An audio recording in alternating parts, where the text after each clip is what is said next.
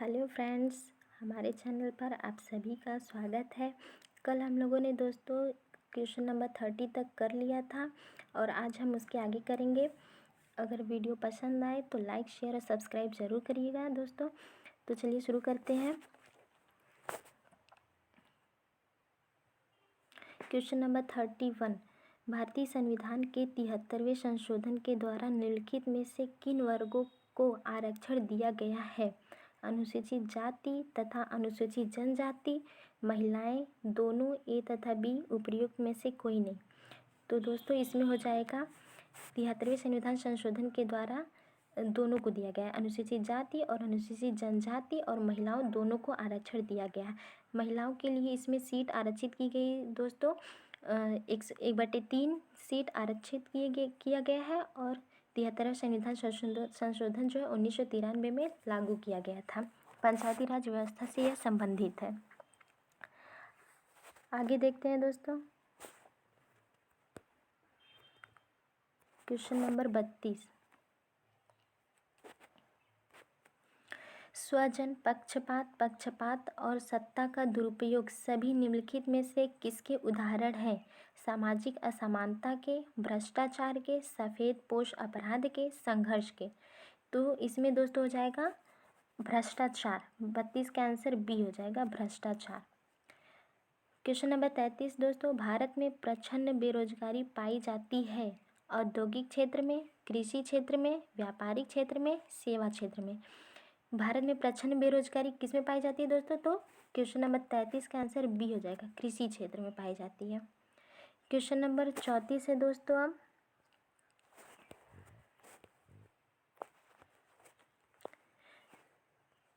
संस्कृति के हस्तांतरण का मुख्य कारक है समाज, विद्यालय, समुदाय या परिवार।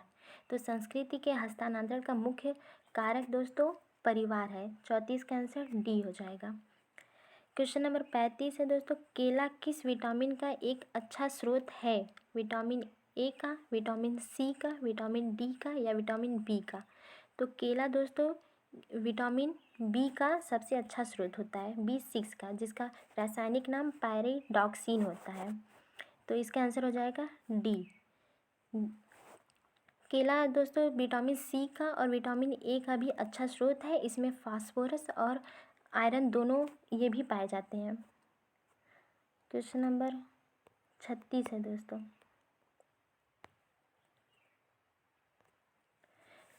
सामान्यतः रक्त कैंसर के रूप में निम्नलिखित में से किसे वर्गीकृत नहीं किया जाता है? Carcinoma, leukaemia, myeloma, lymphoma. तो रक्त कैंसर के रूप में दोस्तों आंसर हो जाएगा कार्सिनोमा। कार्सिनोमा ये रक्त कैंसर के अंतर्गत नहीं आता, बल्कि ये घातक ट्यूमर है, इसलिए इसमें आंसर हो जाएगा 36 का ए, कार्सिनोमा। निम्नलिखित क्वेश्चन नंबर 37 है दोस्तों, निम्नलिखित में से कौन सा एक कोशिकीय जीव कालाजार नामक रोग का कारण है?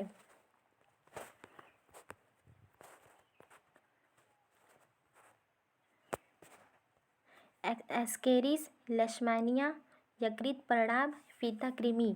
तो कालाजार नामक रोग दोस्तों लेशमैनिया डोनाबानी नामक प्रोटोजोआ से होता है। तो इसलिए आंसर हो जाएगा क्वेश्चन नंबर 37 का बी।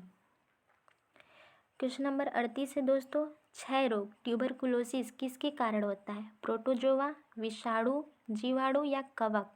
क्षय रोग को ही दोस्तों हम टीबी भी कहते हैं और इसे यक्षमा के नाम से भी जाना जाता है और यह एक बैक्टीरिया के कारण होता है। तो 38 का सी हो जाएगा, जीवाणु।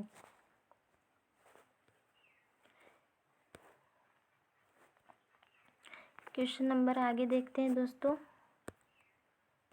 38 के आगे 39।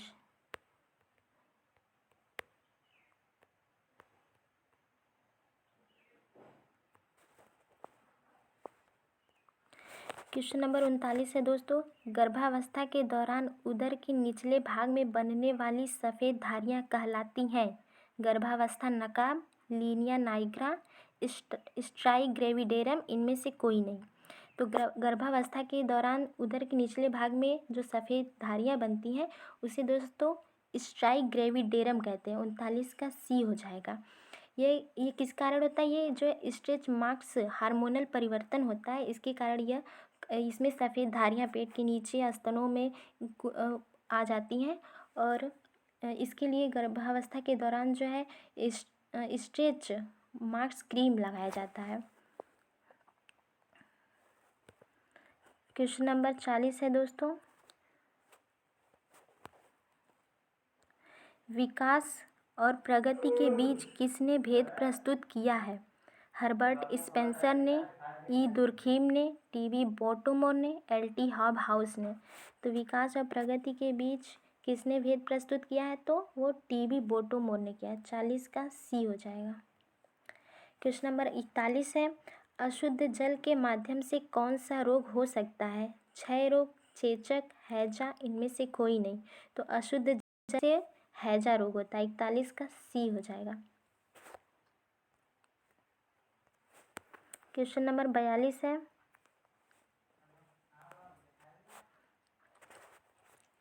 गर्भावस्था का योनि के संबंध में आगे की तरफ झुके होने को कहा जाता है? एंटेफ्लेक्सियन, प्लांटर फ्लेक्सियन, एंटेवर्जन, डार्सी फ्लेक्सियन। तो गर्भावस्था का योनि के संबंध जो अगर आगे की तरफ झुका हुआ होगा तो एंटेवर्जन कहते हैं। आगे की तरफ झुकने को एंटेवर्जन कहेंगे, और अगर पीछे की तरफ झुकता है तो उसे रिट्रोवर्टेड कहेंगे। इसे एंटीवर्जन को हम एंटीवर्टेड भी कहते हैं। अगर पीछे की तरफ झुका होगा तो उसे रिट्रोवर्टेड कहेंगे। क्वेश्चन नंबर 43 है दोस्तों, एब्रप्शन प्लेसेंटा की स्थिति को संदर्भित करता है? प्रसव पूर्व रक्तस्राव को, प्रसव पश्चात रक्तस्राव को, गर्भपात को, नीचे लेटी हुई नाल को। तो एब्रप्शन प्लेसेंटा की स्थिति को प्रसव पूर्व रक्तस्राव। 43 का आंसर ए हो जाएगा। क्वेश्चन नंबर 44 है दोस्तों,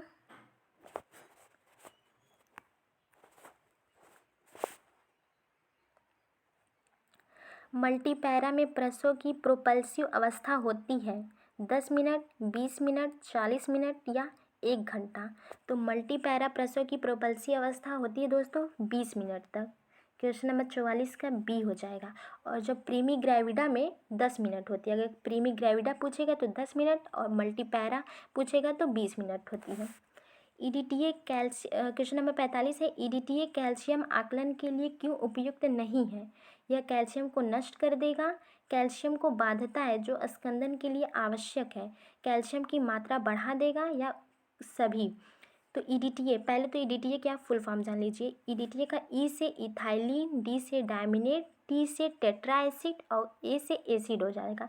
तो इथाइलिन डायमिनेट टेट्रा एसिटिक एसिड इसका फुल फॉर्म होता है। और ये इसमें आंसर हो जाएगा कैल्शियम को यह बांधता है जो स्कंदन के लिए आवश्यक है। तो 45 का बी हो जाएगा। क्वेश्चन नंबर 46 है दोस्तों,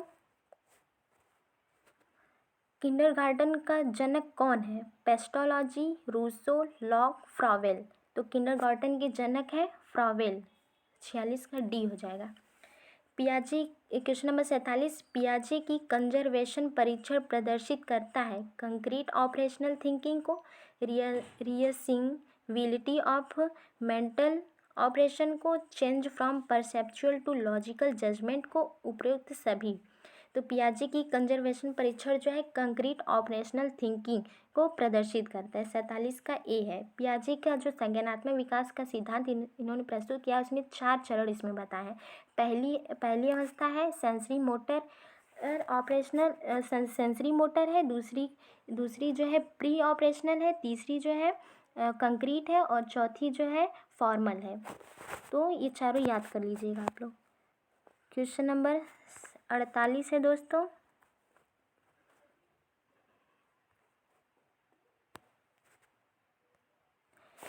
प्रौढ़ावस्था में प्रकुंचन दाब होता है 50 से 60, 70 से 80, 80 से 90, 110 से 125। तो प्रौढ़ावस्था में प्रकुंचन दाब जो है 110 से 125 होता है। 48 का डी हो जाएगा। क्वेश्चन नंबर 49 है दोस्तों, किशोरों द्वारा औषध का उपयोग करने का एक कारण है दैनिक जीवन से पलायन, माता पिता का दबाव, आनंददायक भावनाएं, कुछ अवैध करने का रोमांच। तो किशोरों द्वारा जो औषध का उपयोग करने का कारण आनंददायक भावनाएं होती हैं। 49 का सी हो जाएगा।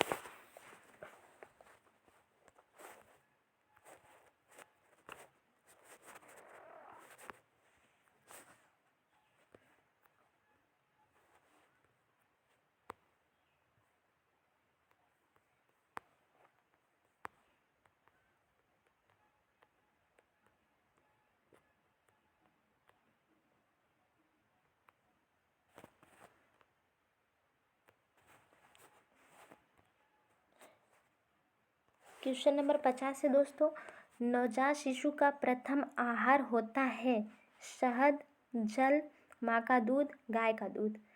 तो नवजात शिशु का प्रथम आहार दोस्तों माँ का दूध होता है। 50 का सी। क्वेश्चन नंबर 51 है, शिशुओं की क्रीपर आयु कब से कब तक मानी जाती है? 8 से 9 महीना, 2 से 4 महीना, जन्म से 4 महीना, 2 से 4 वर्ष। तो शिशुओं की क्रीपर आयु जो होती है वो 2 से 4 महीना होती है। क्वेश्चन नंबर 51 का बी हो जाएगा। क्वेश्चन नंबर 52 है, नवजात शिशु की जन्म के समय औसत ऊंचाई होती है 17 से 21 इंच, 19 से 24 इंच, 11 से 17 इंच, 27 से 29 इंच। तो कितनी होती है नवजात शिशु की जन्म के समय औसत ऊंचाई? औसतन जो है 17 से 21 इंच तक होती है। 52 का ए हो जाएगा। क्वेश्चन नंबर 53 है, जब संक्रामक रोग एक समय में एक सीमित क्षेत्र में फैला हो तो कहलाता है महामारी, विश्वमारी, स्थानिक, विकीर्ण।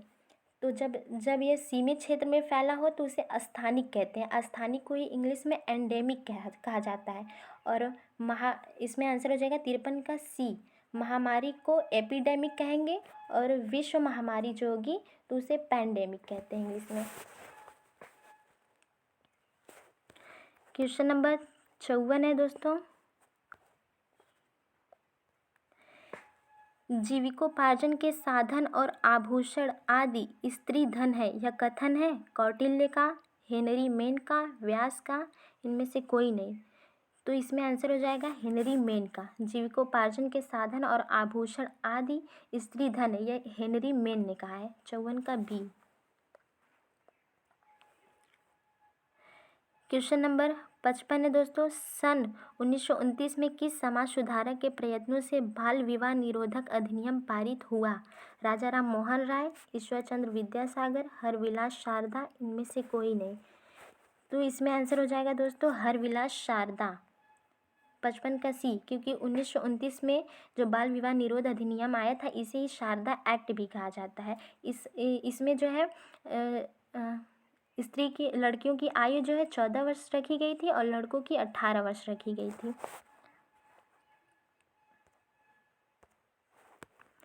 क्वेश्चन नंबर 56 है दोस्तों,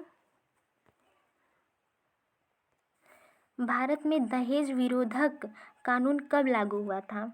1955 में, 1961 में, 1957 में, 1959 में। तो दहेज विरोध कानून भारत में 1961 में लागू हुआ था। 56 का बी हो जाएगा। क्वेश्चन नंबर 57 है, मृत प्रसव पद का इस्तेमाल गर्भावस्था के सप्ताह के बाद किया जाता है।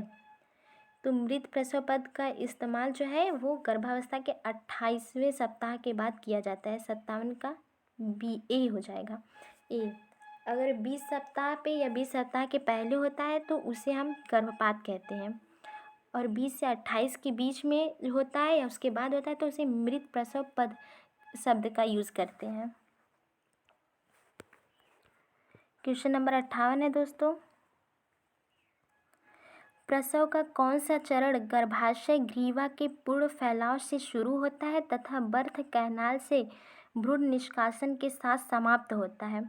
चौथा चरण, पहला चरण, दूसरा चरण और तीसरा चरण। तो प्रसव का कौन सा जो गर्भाशय ग्रीवा के फैलाव से शुरू होता है, पूर्ण फैलाव से, भ्रूण का निष्कासन होता है तो वो है 58 का सी, दूसरा चरण होगा, क्योंकि पहला जो चरण होता है उसमें सर्विक्स का यानी ग्रीवा का फैलाव होता है। क्वेश्चन नंबर 59 है दोस्तों।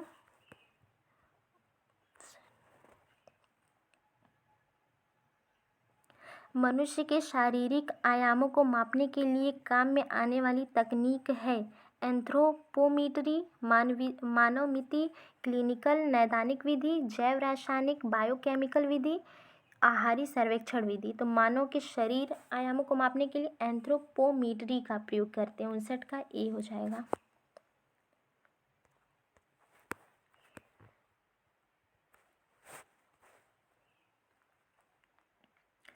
क्वेश्चन नंबर 60 है दोस्तों। मेयोनेज में पैसी कारक का प्रयोग होता है। किस पैसी कारक का? मायोग्लोबिन का, सेल्यूलोज का, सोया प्रोटीन का या लेसिथीन का? तो मेयोनेज में जो है लेसिथीन पैसी कारक का यूज़ किया जाता है। 60 का डी हो जाएगा। यह लेसिथीन जो है अंडे की जर्दी में पाया जाता है। आगे देखते हैं दोस्तों क्वेश्चन नंबर 61।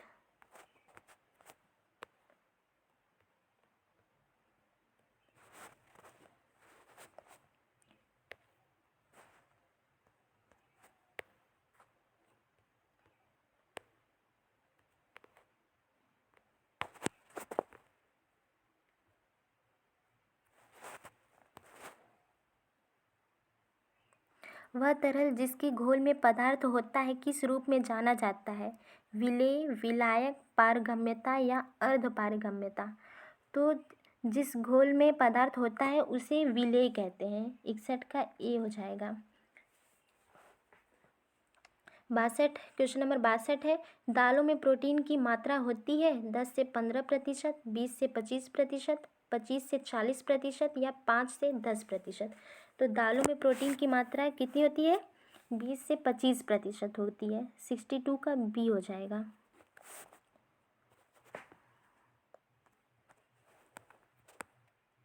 क्वेश्चन नंबर 63 है दोस्तों।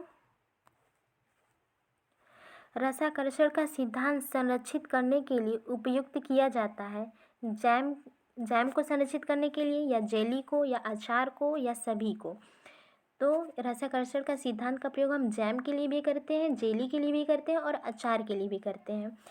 इसलिए आंसर डी हो जाएगा, सभी। क्वेश्चन नंबर 64 है दोस्तों। तीव्र वृद्धि दर मांसपेशियों पर नियंत्रण विशेषता है नवजात अवस्था की, शैशवावस्था की, प्रारंभिक बाल्यावस्था की या उत्तर बाल्यावस्था की? तो तीव्र वृद्धि दर मांसपेशियों पर नियंत्रण यह देखा जाता है शैशवावस्था में। 64 का बी हो जाएगा।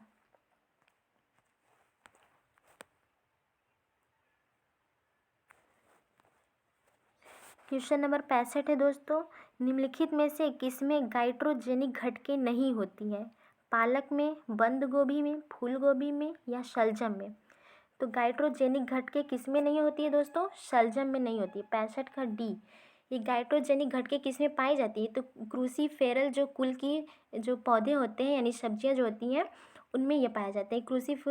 क्रूसीफेरस जो कुल के पौधे में कौन कौन आते हैं? ये पालक आता है, बंद गोभी आती है, फूल गोभी आता है और ये ब्रोकली आती है, जो हरे ग्रीन कलर की जो गोभी की तरह दिखती है वही ब्रोकली आती है।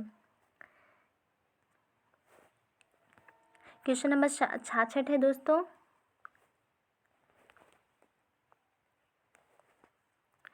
गिलफोर्ड के मॉडल के अनुसार मानव बुद्धि को विभाजित किया जा सकता है 60 कारकों में, 120 कारकों में, 180 कारकों में या 220 कारकों में? तो गिलफोर्ड के मॉडल को हम 120 कारकों में विभाजित करते हैं। 66 का बी हो जाएगा। निम्नलिखित में से कौन सा भाषा दोष नहीं है? लिस्पिंग, स्टटरिंग, स्टैमरिंग या कूइंग? तो भाषा दोष कौन सा नहीं है? कूइंग नहीं है। डी 67 का डी हो जाएगा।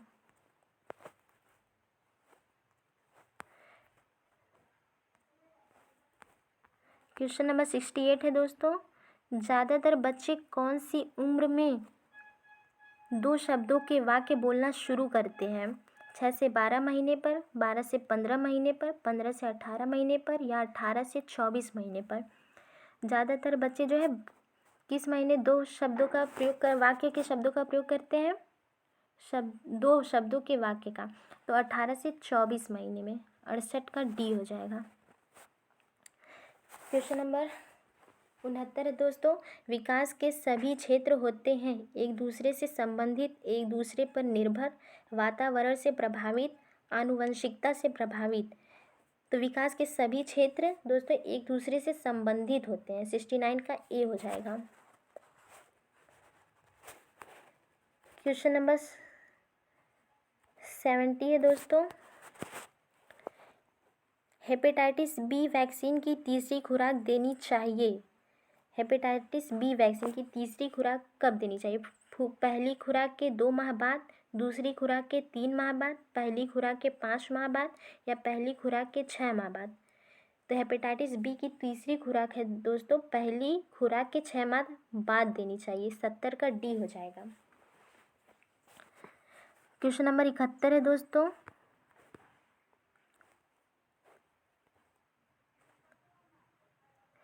इम्यूनोग्लोबुलिन जो शिशुओं में एलर्जी के लिए उत्तरदायी है, इनमें से क्या है?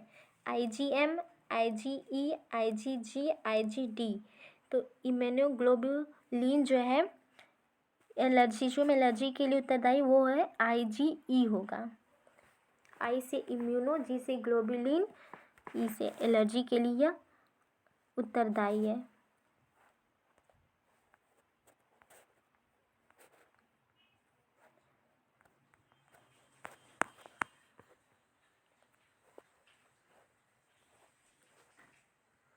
क्वेश्चन नंबर 72 है दोस्तों, 5 वर्ष के बालक कागज को कैंची से एक सीधी रेखा में काटने योग्य होते हैं।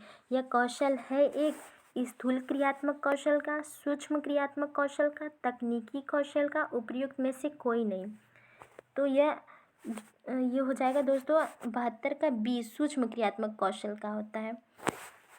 इसमें क्या करता है, बालक छोटे छोटे अंगों का, उंगलियों का प्रयोग करता है, इसलिए इसे सूक्ष्म क्रियात्मक कौशल कहते हैं। स्थूल में बड़े मतलब दौड़ना, ये सब आ जाएंगे स्थूल क्रियात्मक। क्वेश्चन नंबर 73 है दोस्तों,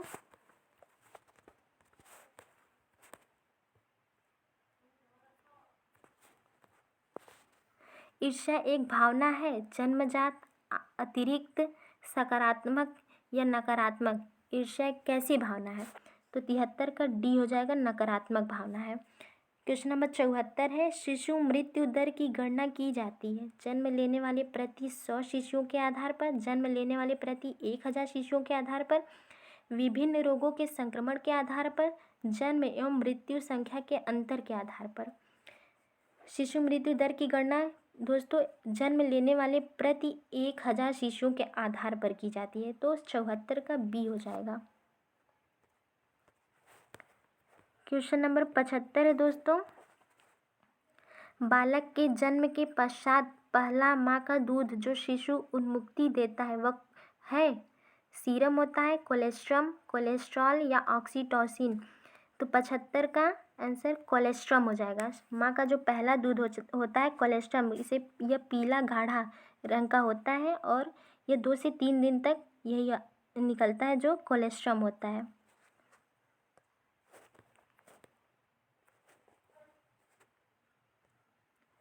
क्वेश्चन नंबर 76 है दोस्तों, संस्थाएं जो 2 वर्ष से कम उम्र के बच्चों की संरक्षता व देखभाल करती हैं उन्हें कहते हैं क्रेच, बालवाड़ी, शिशु स्कूल या धाय घर या रिमांड घर? 2 वर्ष से कम उम्र के बच्चों को संरक्षण और देखभाल के लिए जो संस्था देख रेख के लिए जो संस्था है वह क्रेच है। 76 का ए हो जाएगा, क्रेच।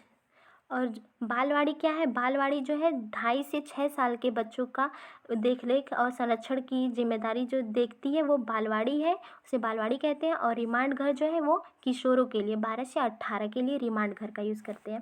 क्वेश्चन नंबर 77 है, प्राकृतिक प्रसव को कहते हैं स्वाभाविक प्रसव, कृत्रिम प्रसव, इंस्ट्रूमेंटल प्रसव या जटिलतापूर्ण प्रसव? प्राकृतिक प्रसव को स्वाभाविक प्रसव कहते हैं। 77 का ए हो जाएगा। क्वेश्चन नंबर 78 है दोस्तों, गर्भावस्था के प्रथम 3 माह ट्राइमेस्टर कहलाते हैं, प्रथम, आरंभिक, तृतीय या अंतिम? तो जो प्रथम 3 माह होते हैं गर्भावस्था के उसे प्रथम ट्राइमेस्टर कहते हैं। 78 का ए हो जाएगा। और अगला 3 माह द्वितीय ट्राइमेस्टर कहेंगे, और उसके अगला 3 माह जो है तृतीय ट्राइमेस्टर कहलाता है।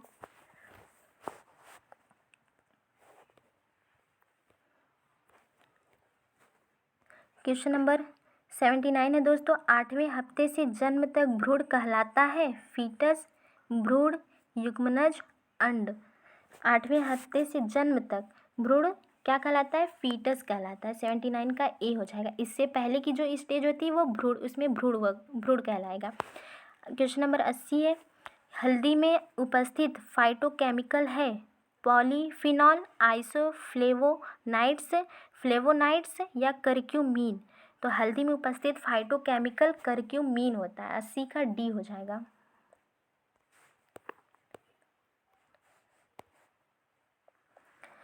क्वेश्चन नंबर 81 है दोस्तों, ब्लैचिंग फल संरक्षण की एक विधि है जिसमें खाद्य पदार्थों से सूक्ष्म जीवों को निकालना, खाद्य पदार्थों में उपस्थित सूक्ष्म जीवियों को मारना, खाद्य के एंजाइम को अक्रियाशील बनाना, रासायनिक क्रिया को करना, दरी करना। आगे तो ब्लैचिंग फल संरक्षण की एक विधि है। कैसी विधि है? तो ये खाद्य पदार्थों में उपस्थित सूक्ष्म जीवों को मारने की एक विधि है ब्लैचिंग। इसमें क्या किया जाता है? खाद्य पदार्थों, जो ब्लैचिंग में गर्म पानी या भाप के सहारे से जो खाद्य पदार्थ के जीवों को मारा जाता है। 81 हो गया। क्वेश्चन नंबर 82 दोस्तों,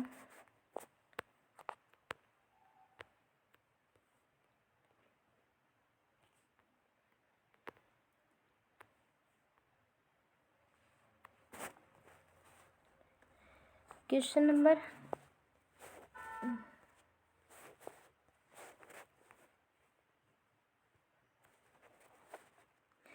82 देखते हैं। अधिकतर भोज्य पदार्थों को खराब करने वाले बैक्टीरिया विकसित होते हैं अम्लीय पीएच में, क्षारीय पीएच में, न्यूट्रल पीएच में, उपर्युक्त सभी। तो अधिकतर जो भोज्य पदार्थ होते हैं खराब करने वाले बैक्टीरिया ज़्यादातर न्यूट्रल पीएच में विकसित होते हैं। 82 का सी हो जाएगा।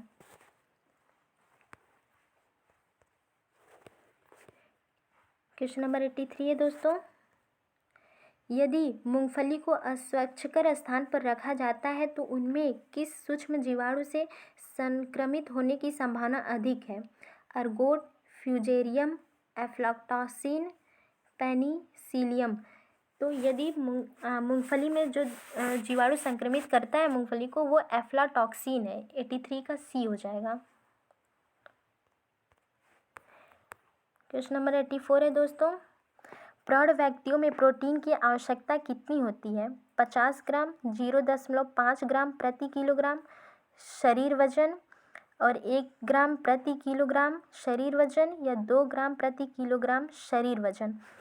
तो प्रौढ़ व्यक्तियों में प्रोटीन की आवश्यकता कितनी होती है? 1 ग्राम प्रति किलोग्राम शरीर वजन के हिसाब से होती है। यदि किसी व्यक्ति का वजन 50 केजी है, तो 50 केजी है दोस्तों, तो उसे कितने ग्राम प्रोटीन की आवश्यकता होगी? तो उसमें 50 में 1 ग्राम से मल्टीप्लाई कर देंगे तो हो जाएगा 50 ग्राम प्रोटीन की आवश्यकता होगी। आगे देखते हैं दोस्तों, 85 है, 16 से 18 वर्षों की किशोरावस्था की लड़कियों के लिए प्रोटीन का संस्तुत दैनिक हिस्सा होता है ग्राम प्रति दिन में 50, 57, 63, 68। तो 16 से 18 किशोरावस्था की लड़कियों के लिए प्रोटीन की जो दैनिक संस्तुति होती है दोस्तों, वो 50 होती है 16 से 18 वर्ष की किशोर लड़कियों के लिए। और किशोर लड़कों के लिए कितनी होगी? तो वो होती है 60 ग्राम प्रतिदिन होती है। और सामान्यतः जो देखा जाता है पुरुषों के लिए 55 ग्राम प्रतिदिन होती है, और स्त्रियों के लिए सामान्यतः जो है 45 ग्राम प्रतिदिन होती है।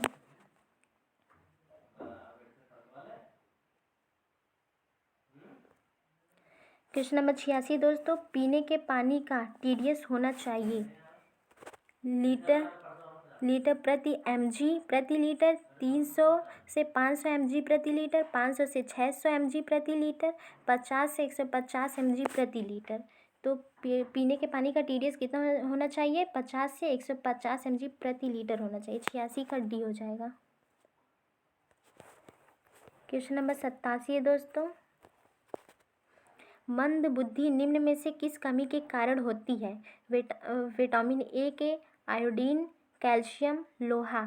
तो मंद बुद्धि जो है किसकी कमी के कारण होता है? आयोडीन की कमी से होता है। 87 का B हो जाएगा। और लगभग मानव शरीर में कितना आयोडीन पाया जाता है? तो 15 से 23 mg पाया जाता है आयोडीन।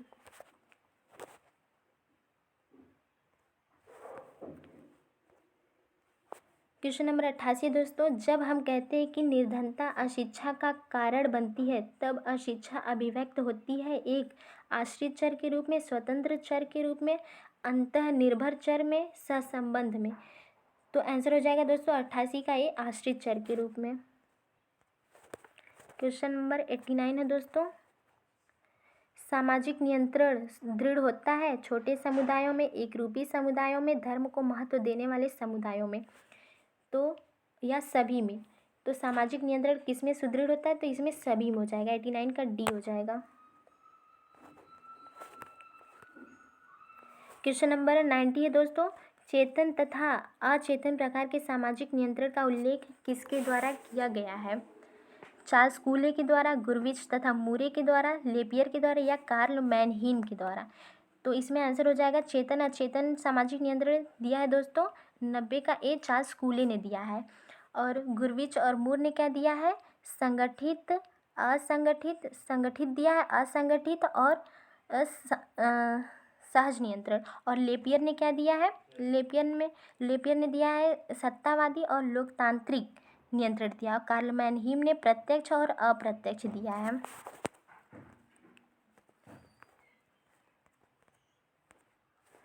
आगे देखते हैं दोस्तों,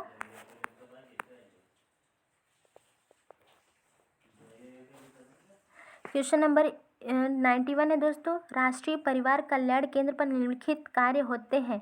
परिवार नियोजन के, प्रसव के समय महिलाओं की देखभाल के, माता एवं शिशुओं की देखभाल के, या सभी। तो राष्ट्रीय परिवार कल्याण केंद्र पर दोस्तों प्रसव के समय महिलाओं की देखभाल की जाती है। 91 का B हो जाएगा। क्वेश्चन नंबर 92 है दोस्तों, परवरिश की शैली जो बालक पर अभिभावक का प्रभुत्व दर्शाती है उसे कहा जाता है? निरंकुश शैली, अभिव्यक्ति शैली, अनुज्ञाप्रद शैली, आक्रामक शैली। क्या कहलाता है दोस्तों? निरंकुश शैली कहलाती है। 92 का ए हो जाएगा। 93, क्वेश्चन नंबर 93 दोस्तों, निम्नलिखित में से अपूर्ण प्रोटीन कौन सा है? चावल की प्रोटीन, जिलेटिन, दाल प्रोटीन, या अंडा प्रोटीन। एक प्रोटीन का तीन रूपों में वर्गीकृत किया गया है दोस्तों। एक किया गया है गुणवत्ता के आधार पर, दूसरा प्राप्ति साधन के आधार पर किया गया, और तीसरा जो है भौतिक गुण या घुलनशीलता के आधार पर किया गया है। जो गुणवत्ता के आधार पर किया गया है उसमें एक पूर्ण प्रोटीन होती है, एक आंशिक प्रोटीन होती है, और एक अपूर्ण प्रोटीन होती है। पूर्ण प्रोटीन को ही हम उत्तम प्रोटीन कहते हैं, आंशिक प्रोटीन को हम मध्यम प्रोटीन कहते हैं, और जो अपूर्ण प्रोटीन है उसको हम निकृष्ट प्रोटीन के नाम से जानते हैं। तो जो पूर्ण प्रोटीन होता है उसमें जंतु से जो प्राप्त होते हैं प्रोटीन वो पूर्ण प्रोटीन होते हैं, और जो वनस्पति जगत से प्राप्त होते हैं वो आंशिक प्रोटीन होते हैं। और जो अपूर्ण प्रोटीन होते हैं उसमें किसी भी प्रकार का एमिनो अम्ल नहीं पाया जाता है, इसके कारण वह उसे अपूर्ण प्रोटीन कहा जाता है। तो इसमें से अंडा जो है जंतु जगत से प्राप्त होता है प्रोटीन, और दाल वनस्पति जगत से प्राप्त होता है। चूँकि अंडा पूर्ण में आएगा और दाल जो है आंशिक में आएगा, और चावल भी आंशिक में ही आएगा, जिलेटिन नहीं आएगा। जिलेटिन जो है अपूर्ण में आएगा। तो 93 का B हो जाएगा।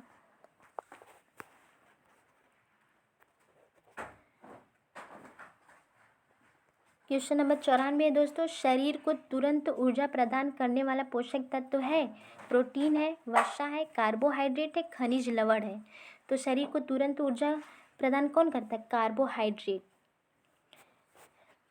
क्वेश्चन नंबर 95 है दोस्तों, केरोटीन का शोषण करने के लिए भोजन में निम्नलिखित तत्वों की ज़रूरत है? वसा की, प्रोटीन की, कार्बोहाइड्रेट की, या विटामिन D की। तो केरोटीन का शोषण करने के लिए किसकी आवश्यकता होगी भोजन में? वसा की होगी। 95 का A। क्वेश्चन नंबर 96 है दोस्तों, दिए गए पदार्थों में से यह एंटीऑक्सीडेंट की तरह भी कार्य करता है। विटामिन ई, फास्फोरस, लौह तत्व, ये सभी विकल्प सही हैं। तो एंटीऑक्सीडेंट की तरह कौन कौन से विटामिन काम करते हैं ये आपको याद रखना है। कौन कौन से? विटामिन ए हो जाएगा, विटामिन सी और विटामिन ई जो है ये एंटीऑक्सीडेंट होते हैं। एंटीऑक्सीडेंट का कार्य क्या होता है? ये फ्री रेडिकल से कोशिकाओं को बचाते हैं। क्वेश्चन नंबर 97 है दोस्तों, परामर्श की प्रक्रिया के घटक होते हैं। परामर्श के लक्ष्य, सेवार्थी, परामर्शदाता या उपयुक्त सभी। तो परामर्श की प्रक्रिया के घटक सभी होते हैं।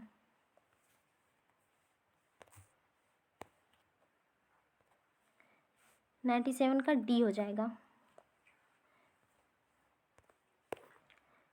क्वेश्चन नंबर 98 है दोस्तों, परामर्श को प्रभावी बनाने के लिए परामर्शदाता को क्या नहीं करना चाहिए? परामर्शी के साथ संघर्ष विकसित नहीं होना चाहिए, विरोध मत का न होना, दबाव की रणनीति का प्रयोग नहीं, उपयुक्त सभी। तो परामर्श को प्रभावी अगर बनाना है तो परामर्शी के साथ कोई संघर्ष नहीं होना चाहिए, कोई विरोध का मत नहीं दोनों के बीच होना चाहिए और ना ही किसी प्रकार का दबाव होना चाहिए। तो यहाँ पे 98 का डी हो जाएगा। क्या पूछ रहा है? परामर्श को प्रभावी बनाने के लिए परामर्शदाता को क्या नहीं करना चाहिए। अच्छा, क्या नहीं करना चाहिए पूछ रहा है ना।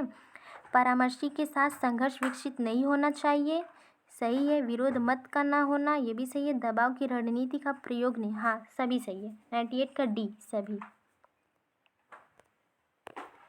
99 है दोस्तों क्वेश्चन नंबर, विश्व स्वास्थ्य संगठन के कुल कितने क्षेत्रीय कार्यालय हैं? 4 है, 5 है, 6 है या 8 है? तो WHO की स्थापना पहले कब हुई थी? 7 अप्रैल 1948, ये आप याद रखिएगा। और इसके कितने क्षेत्रीय कार्यालय? तो 6 क्षेत्रीय कार्यालय, जिसमें से सबसे महत्वपूर्ण जो है आपको याद रखना है दक्षिण पूर्वी एशिया है, इसका मुख्यालय दिल्ली में आता है। और वैसे 5 जो है, एक एशिया में है, एक अफ्रीका में है, एक अमेरिका में हो गया, एक दक्षिण पूर्वी एशिया हो ही गया है, और एक पूर्वी भूमध्य सागरीय है और एक पश्चिमी प्रशांत महासागरीय है, प्रशांत क्षेत्र जो है। तो इसमें आंसर हो जाएगा दोस्तों इसका 99 का सी हो जाएगा। क्वेश्चन नंबर 100 है दोस्तों, यूनिसेफ की स्थापना में प्रमुख भूमिका किसने निभाई थी?